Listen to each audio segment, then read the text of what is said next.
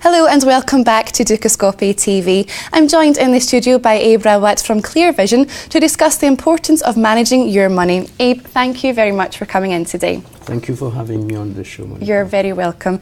Now, wealth management is one of the major pillars of the Swiss financial centre. In your opinion, why is it just so important? The finance sector represents in Switzerland probably in the region of 12% of GDP. Employs approximately 200,000 people, which represent 5% of the workforce of Switzerland. And wealth management has taken also a big role in those pillars of the finance sector. And because of the stability that I was just mentioning has grown so that today Switzerland covers and manages 30% of offshore money in the world. And that has not happened by chance. It's happened because of the stability and the strength of the professional in the place. So wealth management itself represents approximately 2% of GDP, generate approximately 16 billion of revenue to the coffers of the country on an annual basis. So hence the importance of wealth management to the Swiss economy. Okay, so that's to the economy, but what about to the average person? Why is wealth management so important, and what are the benefits, especially in this economic climate, of managing your money? At the base, what are we talking about? We're talking about protection, we're talking about growing your wealth, we're talking about managing the risk associated in growing your wealth, and we're talking about succession planning. So I am of the opinion that whilst wealth management has been the privy of the super rich, it should be democratized. There should be more people. In reality, you are very wealthy, Monica, and so are our colleagues in the studios. But the problem is that in the past, the only way we've measured wealth is in monetary terms. In reality, wealth is more than that. The word wealth itself comes from will, which means the way of life, health, all associated with it. So it's very important not only to the Swiss people, but to the world. Wealth management is something that should be available to everybody. Now, you're heavily involved in the industry as well, have been for some time, but what are the challenges that you're facing today in terms of wealth management, in terms of clients, in terms of portfolio, these different things? Oh, I've been part of wealth management for many, many years. I've spent more than 30 years in the banking sector, the last 20 years in wealth management. And I've seen it grow. I've seen the challenges that it faces continuously. And it's a bit contradictory. On the one sense, you see wealth growing, but on the other way, you see margin on revenue shrinking in Switzerland. And the reasons are numerous. One of which is the fact that governments and international organizations has been putting a lot of pressure to fight tax evasion.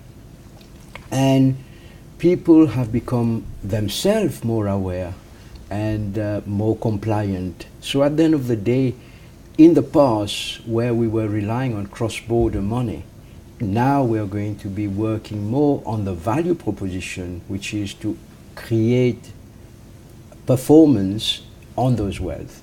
So that is a change in the sector that professionals have had to adapt to. Other international sectors like Singapore, my country, Mauritius, other places like Nassau, etc., also compete now with Switzerland to attract wealth, to attract declared money or non-declared money, whatever it is. So at the end of the day, these are some of the problems that has arisen, that has created that pressure on the margin that has reduced considerably. So in order to overcome these challenges, how should they go about it, would you say? So in my opinion, wealth managers, whether they are asset managers, whether they are private bankers, have got to go back to source, knowing fundamentally what your client is or want to be, what his surrounding is, what his earning potential is, and what his risk appetite is. And there are solutions, there are software that does it for you.